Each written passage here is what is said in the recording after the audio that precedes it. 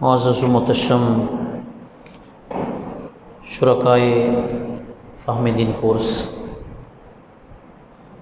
اللہ تعالیٰ کے فضل و احسان، اس کی مہربانی و عطا سے کل کے لیکچر کے اندر سبق کے اندر ہم نے آسمانی کتابیں جو اللہ رب العزت جل جلالہ نے اپنے بندوں کی اصلاح، ان کی رہنمائی کے لیے اپنے انبیاء پر نازل فرمائیں، ان میں سے کون سے نبی پر کون سی کتاب نازل ہوئی اور کس نبی کی قوم کو کیا کہا جاتا ہے، یہ سب باتیں آپ احباب نے پڑھی تھیں۔ عرض کیا تھا کہ قرآن کریم ہمارے پیارے آقا صلی اللہ علیہ وآلہ وسلم کے قلب اطہر پر نازل ہوا اور سرکار کی امت کو مسلمان کہا جاتا ہے۔ تورات حضرت سیدنا موسیٰ علیہ نبینا علیہ السلام پر نازل ہوئی، آپ کی قوم کو یہودی کہا جاتا ہے۔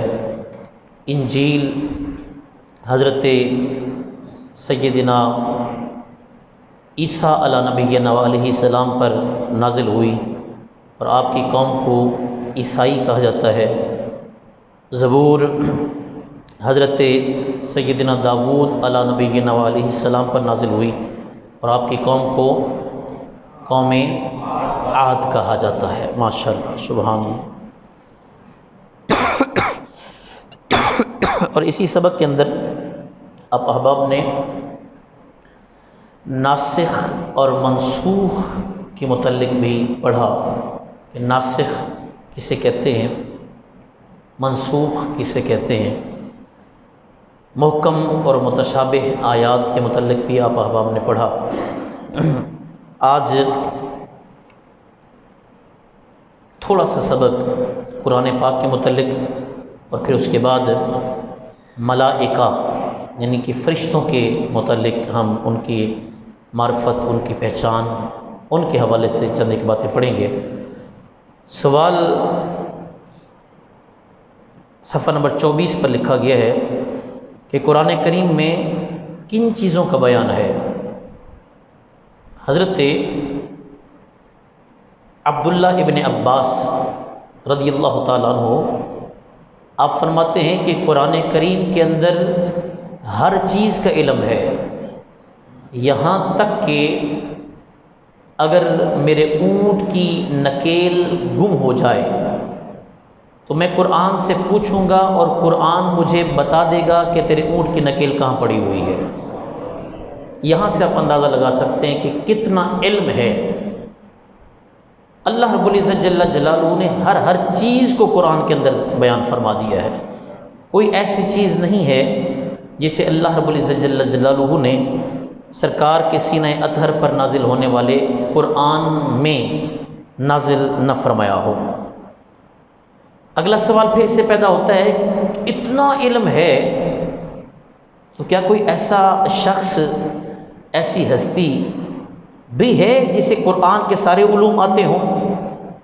تو یقیناً ایک بندہ کتاب لکھتا ہے، مصنف اور رائٹر ہوتا ہے، اسے پتہ ہوتا ہے کہ اس کے اندر کیا کیا چیز ہے۔ اور ایک ہستی جس کے سینہ اطہر پر قرآن نازل ہوا، انہوں نے پھر کبھی حضرت امیر معاویہ کو، کبھی کسی صحابی کو، کبھی کسی صحابی کو 28 کے قریب تقریباً، مختلف روایات ہیں، 48 بھی آتی ہیں، 28 بھی آتے ہیں، کاتبین تھے، ان کو بلا بلا کر بتاتے۔ یقیناً ہر چیز جو پڑھی ہے تو انہیں پتہ ہے۔ وہ نبی جو جبریل علیہ السلام کے ذریعے نازل ہونے والی آیات، جنہیں حروف مقطعات کہا جاتا ہے، جبریل کہیں کہ یا رسول اللہ فرماتا ہے الف، سرکار فرمایا علم تو، میں نے جان لیا۔ جبریل عرض کریں لام، سرکار فرمایا علم تو، میں نے جان لیا۔ جبریل عرض کرے میم، سرکار فرمایا علم تو، میں نے جان لیا۔ جبریل آگے عرض کرے یا رسول اللہ یہ تو مجھے بھی نہیں پتا کہ اللہ کیا فرمانا چاہتا ہے، تو آپ کو کیسے پتا ہے؟ فرمایا یہ میرے اور اللہ کے درمیان راز و نیاز کی باتیں ہیں۔ جو نبی یہ جانتا ہے تو اسے کہ قرآن پاک کا علم نہیں ہوگا جس کے سینہ اطہر پر نازل ہوا؟ ہاں، اس کا جواب یہ ایک ہستی ایسی ہیں، سب تو اس کا دعویٰ نہیں کر سکتے، لیکن ایک ہستی ایسی ہیں جنہیں دنیا محمد الرسول اللہ کہتی ہے۔ آپ قرآن کے ایک ایک حرف، قرآن کے ایک ایک حکم، قرآن کے ایک ایک ارشاد سے واقف بھی ہیں اور آپ انہیں جانتے بھی ہیں، کیونکہ سرکار دو عالم صلی اللہ علیہ وآلہ وسلم کے القابات میں سے ایک لقب ہے عالم ما کان و ما یکون، کہ جو کچھ ہو چکا ہے، جو ہونے والا ہے، جو ہستی اسے جانتی ہو اسے عالم ما کان و ما یکون کہتے ہیں۔ اور ہمارے نبی صلی اللہ علیہ وآلہ وسلم کی القابات میں سے ایک لقب یہ ہے کہ آپ عالم ما کان و ما یکون ہیں۔ اس سے اگلا سوال ہوا کہ قرآن جب نازل ہوا صحابہ کرام کے زمانہ اطہر و مقدس میں، اس وقت تو کاغذ کا تصور نہیں تھا، پیپر کا نام و نشان ہی نہیں تھا، تو پھر کیسے لکھا جاتا تھا؟ اس کے متعلق یہاں پر بھی لکھا ہے، آپ مجھ سے سنیں گے تو برکت ہو جائے گی، کیونکہ حاصل نہ کر سکو گے کتابوں سے کوئی فن، اللہ اگر نہ صحبت اہل کمال دے۔ مولا علی مشکل کشا، دیگر صحابہ کاتبین جو تھے، وہ فرماتے ہیں کہ جب قرآن نازل ہوتا تھا اس وقت کاغذ تو نہیں ہوتا تھا، لیکن آپ اندازہ کریں آج کاغذوں والی کتابیں گم ہو جاتی ہیں، وہ قرآن جب نازل ہوتا تھا یا ہڈیوں پر لکھا جاتا، یا پتوں پر لکھا جاتا، یا پتھروں پر لکھا جاتا، پتے، ہڈیاں اور پتھر انہیں جمع کیا جاتا، ایک بھی حرف میں کمی بیشی نہیں آئی۔ معلوم ہوتا ہے کہ رب کا فرمان برحق ہے کہ انا نحن نزلنا الذکر و انا لہ لحافظون، کہ ہم ہی قرآن کو نازل کرنے والے ہیں، اگرچہ یہ پتھروں اور ہڈیوں پر لکھا گیا ہے، لیکن اس کی حفاظت کا ذمہ چونکہ ہم نے لیا ہے، تو پھر انشاءاللہ ایک وقت آئے گا کہ قیامت تک اس کا ایک ایک حرف، اس کی ایک ایک زبر اور اس کی ایک ایک زیر جو ہے وہ محفوظ رہے گی۔ یہاں سے ایک اور سوال پیدا ہوتا ہے کہ آپ نے زبر زیر جو کہا ہے، جب قرآن نازل ہوا تو کیا زبر زیر لگی ہوئی تھی؟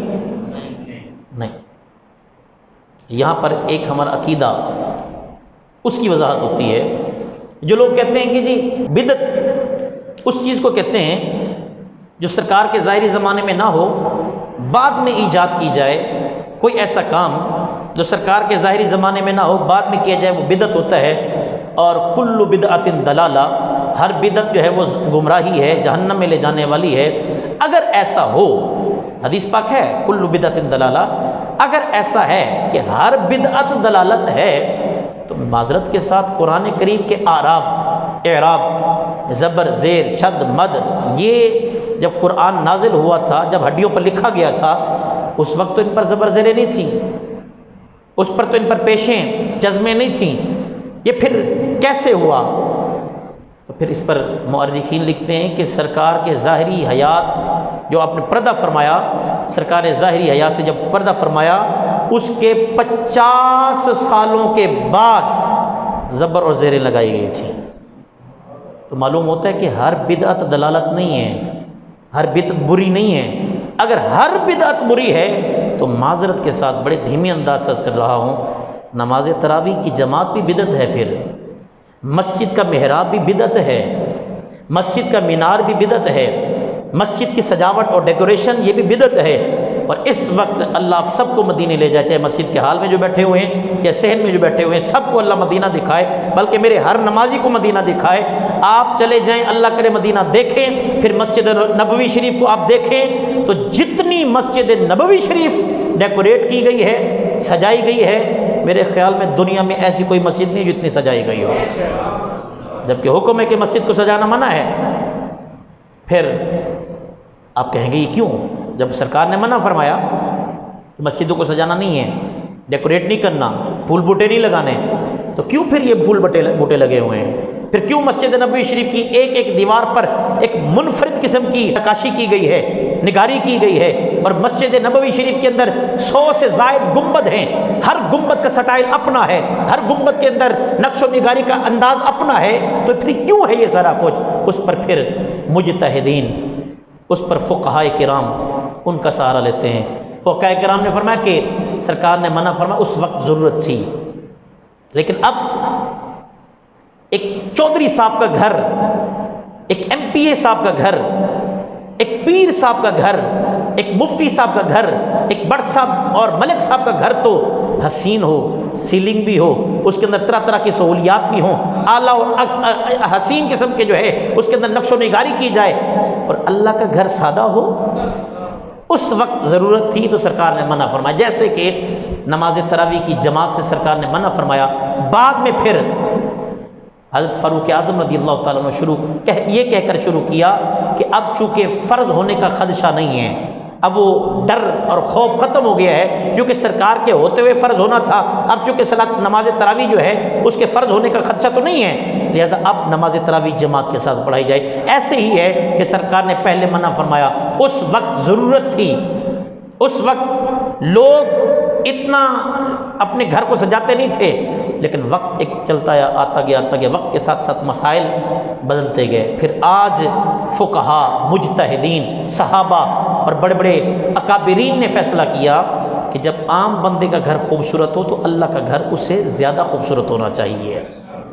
ایک حضرت عثمان غنی رضی اللہ تعالیٰ عنہ، آپ کے دور اقدس کے اندر یہ نماز جمعہ کی جو پہلی اذان ہوتی ہے 12:30 بجے، اس سے پہلے نہیں ہوتی تھی، سرکار کے ظاہری زمانے میں نہیں ہوتی تھی، لیکن آج ہر کوئی دے رہا ہے، یہ بھی بدعت ہے۔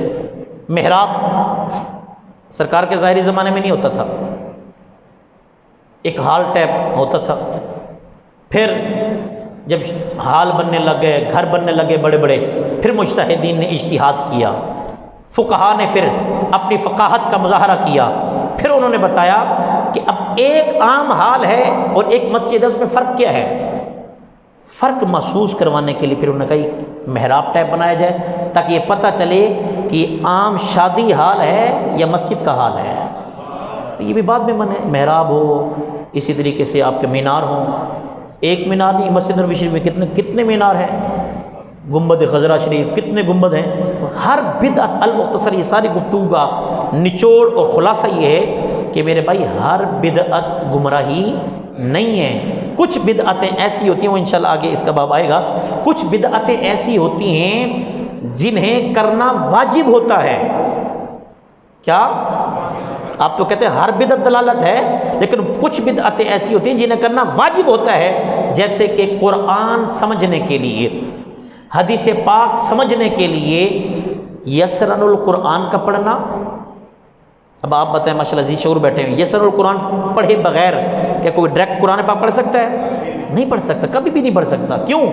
کہ ہم اجمی ہیں، سرائکی ہیں، پنجابی ہیں، ہم اردو ہیں، ہم پشتو ہیں، ہماری زبان عربی نہیں ہے۔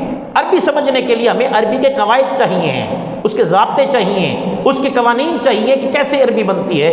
اس لیے پھر فقہا نے فرمایا پہلے یسر القرآن، نورانی قاعدہ، رحمانی قاعدہ، یہ جو ہم گرامر پڑھتے ہیں، ایسا ایبلی فلم رزق، یہ کرتے کرتے کرتے کرتے پھر ایک وقت آتا ہے کہ ہم پڑھتے ہیں اولئک علی ھدی من ربہم واولئک هم المفلحون فبأی آلاء ربکما تکذبان۔ ڈائریکٹ بچہ نہیں پڑھ سکتا، اس کو پڑھانے کے لیے پہلے ہمیں یسر القرآن کا سہارا لینا پڑتا ہے۔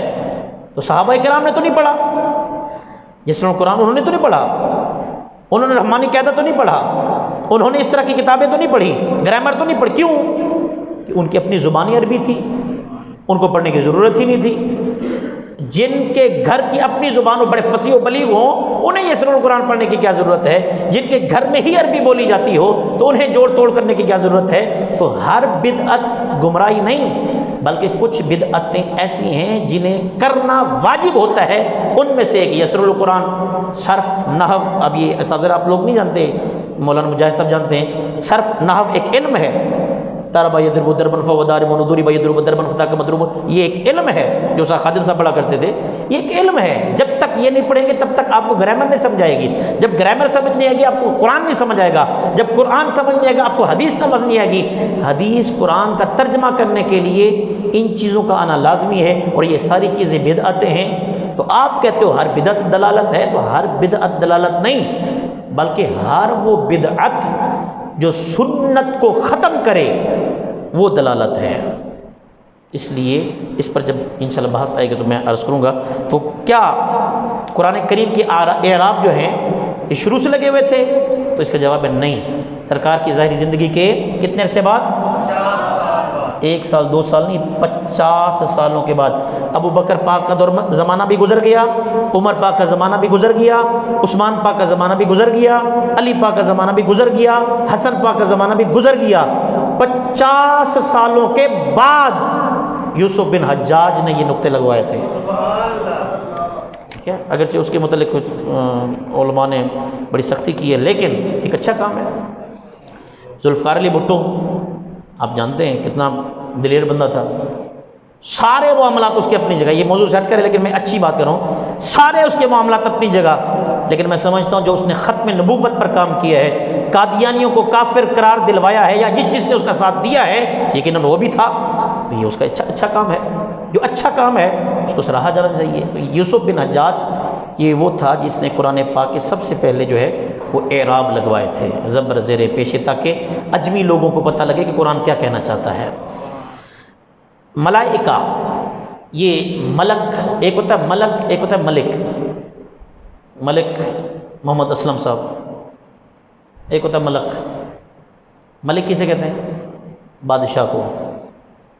ملک فرشتے کو، ملک وطن کو. عربی زبان کی خاصیت ہے کہ ایک ہی حرف ہوتا ہے لیکن معنی زبر زیر بدلنے سے جو ہے بدل جاتا ہے. فرشتہ، یہ لفظ ہے فرشتہ. فرشتہ کیا ہے؟ فرشتہ، فا کے نیچے زیر ہے لیکن عام غلط العام میں فرشتہ پڑھا جاتا ہے. اللہ تعالیٰ نے ایک مخلوق کو نور سے پیدا فرمایا ہے. کس سے؟ کس سے؟ کس سے میں کہہ رہا ہوں، یہ بچے ٹھیک کہہ رہے ہیں، آپ کہہ رہے ہیں فرشتے سے. فرشتے کو فرشتے سے کیسے پیدا کیا؟ ایک قوم، ایک مخلوق ایسی، قوم نہیں مخلوق ایسی ہے جسے اللہ نے نور سے پیدا کیا ہے، انہیں فرشتہ کہا جاتا ہے. ٹھیک ہے، یہ نہ مرد ہوتے ہیں نہ عورتیں ہوتی ہیں. کچھ لوگ کہتے ہیں یہ اللہ کی بیٹیاں ہوتی ہیں، بالکل غلط ہے. لم یلد ولم یولد. اللہ کی شان ہے کہ اس نے نہ کسی کو پیدا کیا ہے نہ اس کو کسی نے پیدا کیا ہے. اسی طرح یہ فرشتے جو ہے وہ کھانے اور پینے سے پاک ہوتے ہیں. ان کا کھانا، ان کا پینا، سبحان اللہ، الحمدللہ، اللہ اکبر، تسبیحات، اللہ کی بڑائی بیان کرنا، اللہ کی تسبیح بیان کرنا، یہ ان کا جو ہے وہ رزق ہوتا ہے. کھاتے پیتے یہ ہیں. یہ معصوم عن الخطا ہوتے ہیں. کیا ہوتے ہیں؟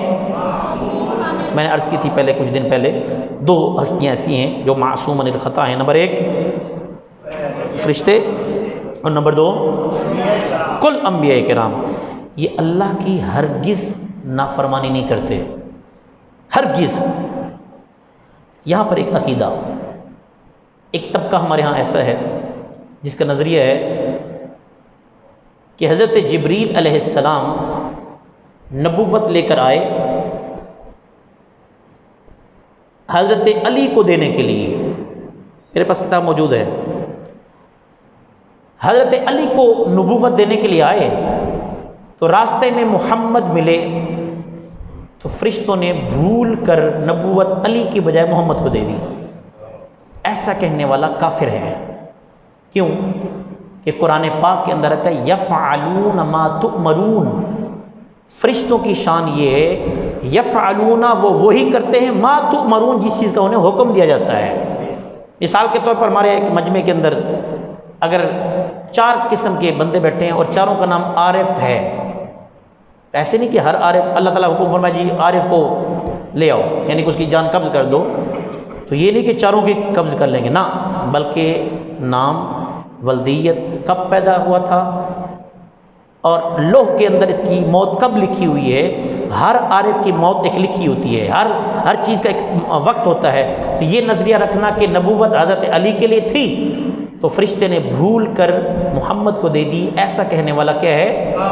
کافر ہے۔ اس لیے صرف آپ کے نالج کے لیے ان کا عقیدہ ان کو مبارک، ہمارا کام کیا ہے؟ وما علینا الا البلاغ المبین، صرف پہنچا دینا، صرف بتا دینا، لڑنا نہیں، جھگڑنا نہیں، حق بیان کر دو، یہ حق ہے جی۔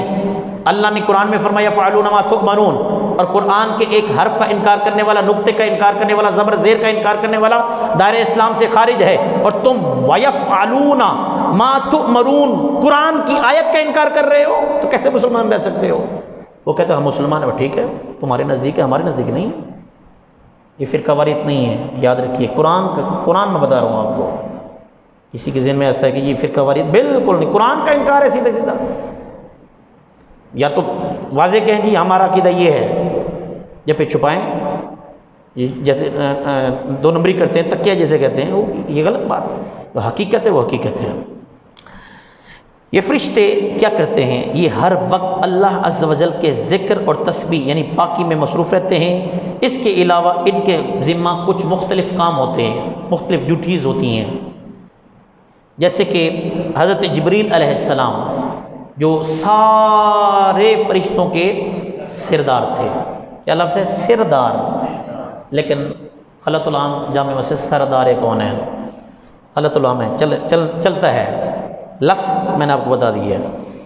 ان کا کام تھا کہ ہر نبی کے پاس یہ پیغام خدا لے کے جاتے، پیغام الہی یعنی وحی لے کر جاتے، تو یہ ہر نبی کے صحابی ہیں۔ حضرت جبریل علیہ السلام ہر نبی کے صحابی۔ ایک مرتبہ سرکار کی بارگاہ میں ہے نا، سرکار نے پوچھا جبریل یہ تو بتا کہ تو نے آدم، ٹائم زیادہ ہو گیا، ہاں جی، اے جبریل یہ تو بتا کہ تو نے آدم پاک سے لے کر عیسیٰ پاک تک سارے نبیوں کو دیکھا ہے؟ یا رسول اللہ ساروں کو دیکھا ہے، آدم کو بھی دیکھا، نوح کو بھی دیکھا، یحییٰ کو بھی دیکھا، دانیہ، سارے نبیوں کو دیکھا، یا رسول اللہ دیکھا ہے؟ سرکار نے فرمایا کیا مجھ جیسا بھی کہیں دیکھا ہے؟ کیسا کمال سوال کیا سرکار نے، اپنی شان، سرکار اپنی شان، اپنی تعریف کروانا چاہ رہے ہیں۔ جبریل سب کو دیکھا ہے، کیا مجھ جیسا بھی کہیں دیکھا ہے؟ تو جبریل نے آگے سے کیا کہا؟ یہ ہے شاگرد، یہ ہے سرکار کا صحابی۔ آج کی یا رسول اللہ آدم پاک سے لے کر عیسیٰ پاک تک سارے نبیوں کو دیکھا ہے، میں نے تو یوسف کو بھی دیکھا ہے، وہ یوسف جس کے حسن کا عالم یہ تھا کہ جب قوم نے بھوک اور افلاس اور قحط سالی کا شکوہ کیا تو کہا کہ اے یوسف ہم نے تیرے کہنے پر تیرے خدا کو مانا ہے، اپنے معبودوں کو چھوڑ دیا ہے، اب عالم یہ بچے بھوکے ہیں، مر رہے ہیں ہم، اللہ کی بارگاہ میں کون آ؟ یوسف علیہ السلام نے عرض کی یا اللہ میری قوم بھوکی ہے، شکوہ کر رہی ہے۔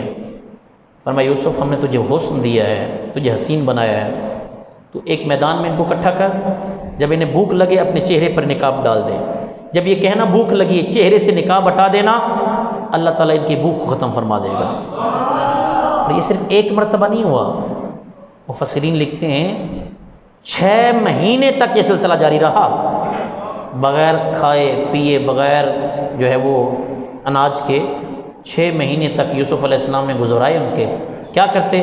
بس میدان میں بٹھا دیتے، چہرے پر نقاب ہوتا، چہرہ ہٹاتے، اتنا حسن کی لاٹیں ہوتی، اللہ تعالیٰ کی بھوک ختم کر دیتا تھا۔ لیکن اگلی شان سنو، جبریل کہتے ہیں ان کو بھی دیکھا ہے، بڑے پیارے تھے، بڑے حسین تھے، لیکن اعلیٰ حضرت نے کہا حسن یوسف پہ کٹی مصر میں انگشت زنا، سر کٹاتے ہیں تیرے نام پہ مردان عرب۔ آقا یوسف کو دیکھ کر تو عورتوں نے انگلیاں کاٹی تھیں، کٹ گئی تھیں، لیکن آپ کی شان تو یہ ہے کہ سر کٹاتے ہیں، ابھی بھی دیکھا نہیں ہے، لیکن کوئی علم الدین بن کر سر کٹوا رہا ہے، کوئی ممتاز حسین قادری بن کر سر کٹوا رہا ہے، کوئی عبد القیوم بن کر سر کٹوا رہا ہے۔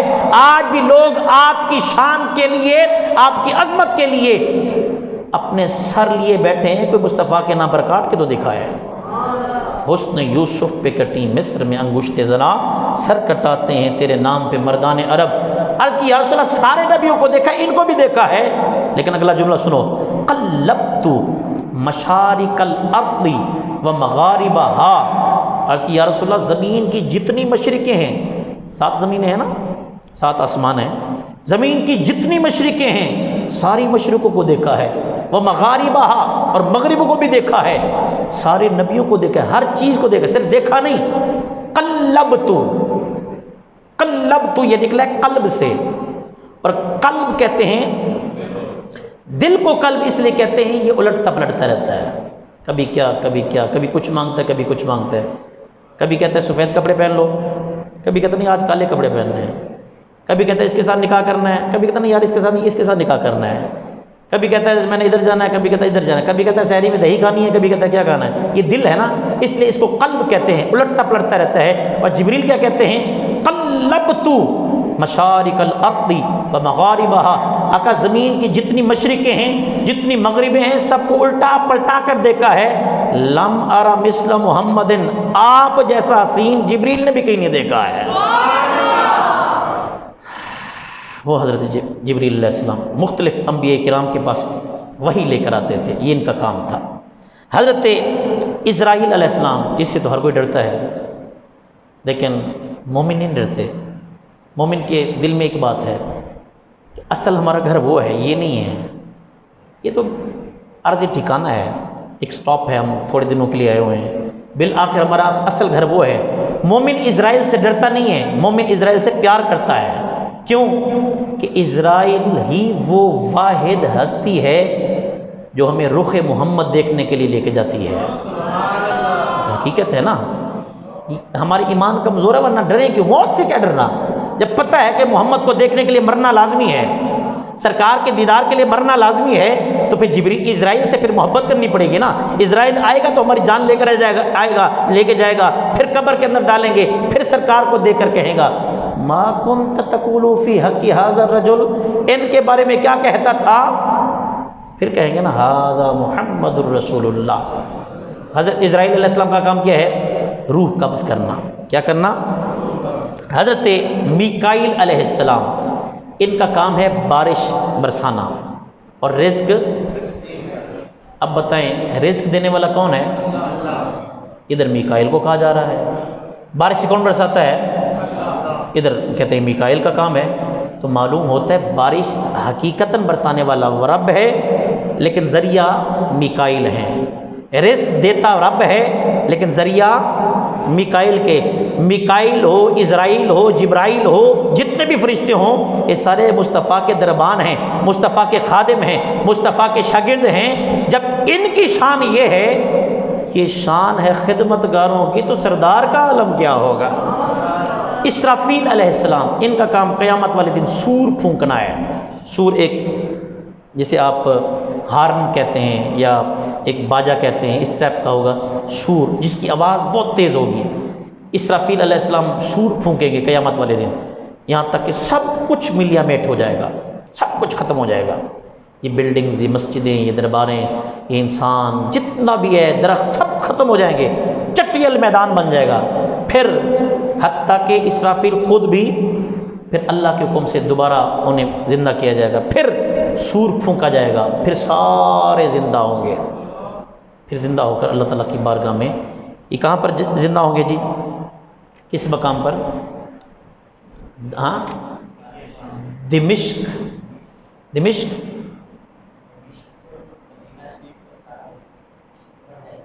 اچھا، کتنے ہوں گے پھر جی؟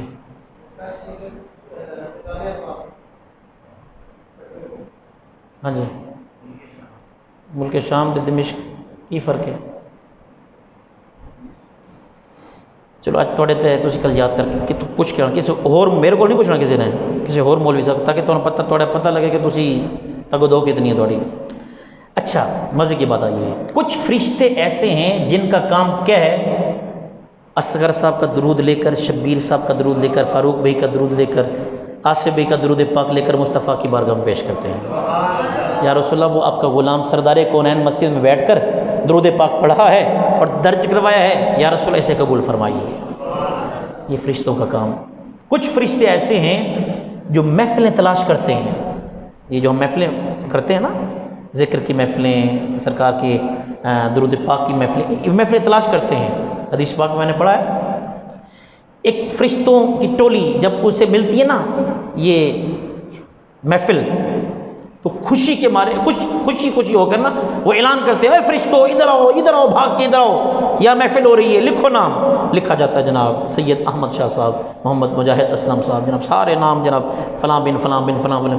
حالانکہ یہ فرشتوں کون بتاتا ہے؟ سرکار نے فرمایا وہ نام لکھ کر پھر اللہ کی بارگاہ میں لسٹ پیش کرتے ہیں، یا اللہ یہ فلاں جگہ محفل ہو رہی تھی، یہاں یہ بندے بیٹھے ہوتے یہ کر رہے تھے، پھر اللہ تعالیٰ فخر فرماتا ہے، رشک فرماتا ہے، اے فرشتوں تم تو کہتے تھے یہ قتل کریں گے، تم تو کہتے ہیں یہ قتال کریں گے، لڑائی کریں گے، یہ دیکھو نا میرے محبوب کا ذکر کر رہے ہیں، تو گواہ ہو جو میں نے ان کو بخش دیا ہے۔ کچھ فرشتے ایسے ہوتے ہیں جو ہمارے کندھوں پر ہوتے ہیں۔ ہر انسان کے ساتھ حدیث پاک کے مطابق 360 فرشتے، کتنے؟ 360 فرشتے ہر بندے کے ساتھ ہوتے ہیں۔ ہمیں نظر آ رہے ہیں؟ مانتے ہیں اس چیز کو؟ فرشتے ہیں، یہ مانتے ہیں نا؟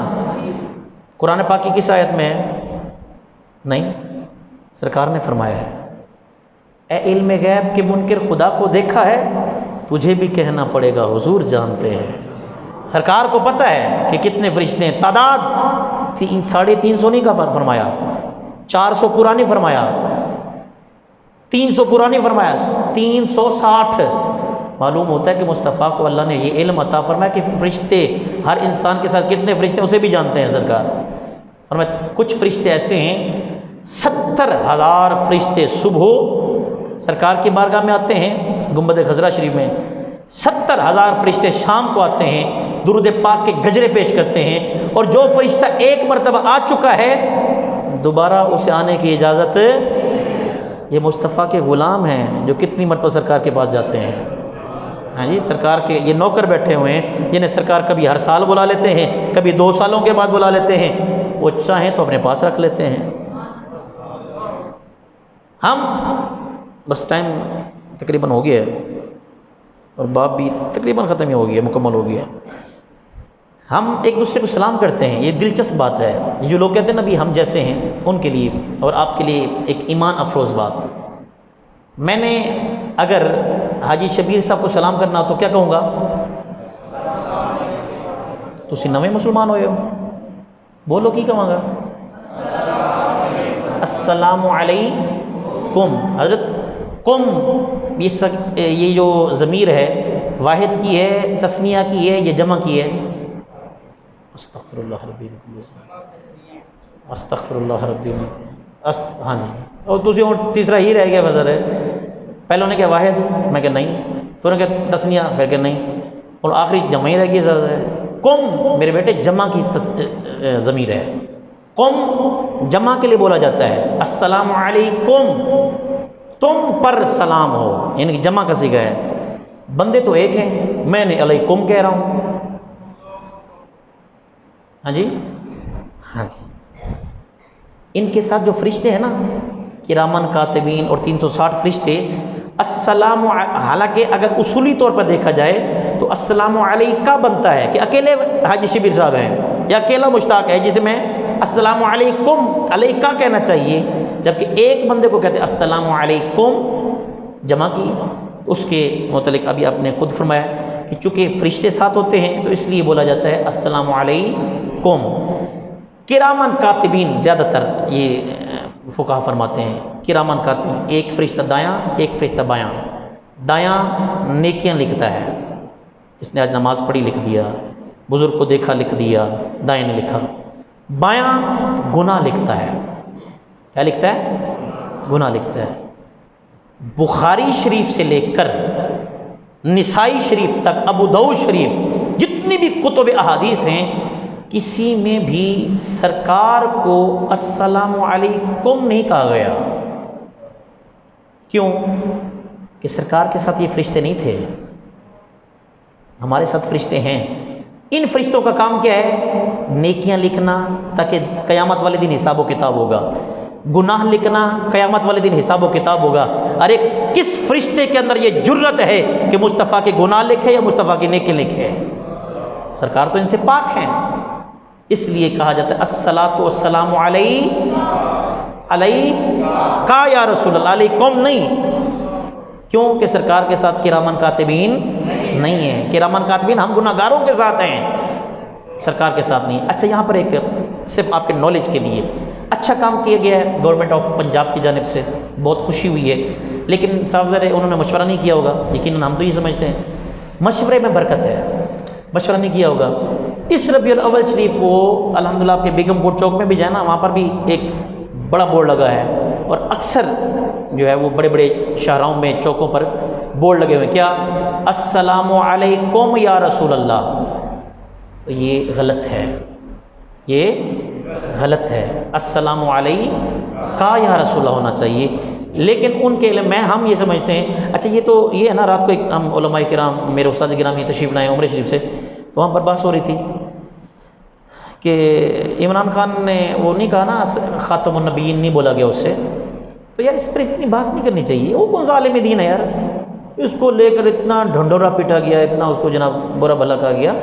ہونا چاہیے لیکن اگر بالفرض نہیں بولا کہ یہ نہیں ہے. اب اسی طریقے سے یہ جو میں نے عرض کیا ہے ان کے ذہن میں نہیں آیا ہوگا، ان کو یہ مسئلہ، میرے خیال میں آپ میں سے شاید ہی کوئی بندہ جس کو یہ میں نے یہ مسئلہ بتایا ہے پتہ ہو. تو اس لیے وہ دفتروں میں جو بیٹھے ہوئے ہیں، وزیر اعلیٰ ہاؤس کے اندر بیٹھے ہوئے ہیں، وزیر اعظم ہاؤس کے اندر بیٹھے ہوئے ہیں، وہاں پر علماء کو ہونا چاہیے، ان کو چاہیے علماء سے مشورہ کریں. اگر ایسی بات ہو جائے تو بجائے کہ ڈھنڈورے پیٹنے کے، بجائے ان کی اہانت توہین اور طرح طرح کی باتیں کرنے کے، ایک طرف یہ تو دیکھو نا یار ایک اچھا کام کیا انہوں نے، اس پر پھر انہیں مطلع کیا جائے. تو میں نے الحمدللہ درخواست تو دی تھی، اب عمل ہو یا نہ ہو، میری عادت ہے کہ میں درخواست دے دیتا ہوں، عمل ہو یا نہ ہو، قیامت والے دن اللہ تعالیٰ کی بارگاہ میں سرخرو ہوں گے نا کہ ہم نے بتا دیا تھا مسئلہ. تو یہ علیکم نہیں کہنا، السلام علیکم یا رسول اللہ نہیں، بلکہ الصلاۃ والسلام علیہ. یہی وجہ ہے کہ التحیات کے اندر بھی آتا ہے التحیات للہ والصلوات والطیبات السلام علیکہ ایھا النبی رحمۃ اللہ وبرکاتہ. اچھا جی، مختصر، کیا فرشتے انسانوں کی شکل میں آتے ہیں؟ ابھی آپ پڑھ رہے ہیں حدیث جبریل کئی مرتبہ ہے. حضرت اماں عائشہ پاک فرماتی ہیں میں واحد وہ ہوں جنہوں نے جبریل کو دیکھا ہے. اور جبریل علیہ السلام، ادب احترام لازمی ہے، یاد رکھنا ادب اور احترام بہت لازمی ہے. آپ اکثر حضرت دہیہ کلبی صحابی رسول ہیں، ان کی شکل میں آیا کرتے تھے. یہ یاد رکھنے والی باتیں ہیں. حضرت دہیہ کلبی، دہیہ بھی اور دہیہ لفظ ٹھیک ہے، سوری، دہیہ کلبی رضی اللہ تعالیٰ عنہ ان کی شکل میں آتے تھے. حضرت جبریل علیہ السلام اور اسی طریقے سے دیگر فرشتے بھی اگر اللہ تبارک و تعالیٰ کی اجازت ہو تو آپ وہ انسانی شکل میں آتے ہیں. جیسے کہ حضرت ابراہیم علیہ السلام کے پاس آئے تھے امتحان لینے کے لیے، آزمائش، وہ بکریاں اور چروا، وہ بڑی لمبی بات ہے، وقت چونکہ تھوڑا ختم ہو گیا. انسانی شکل میں ہونا نور ہونے کے خلاف نہیں، یعنی ایسا ہو سکتا ہے کہ نوری مخلوق انسانی شکل میں ہمارے سامنے آ سکتی ہے.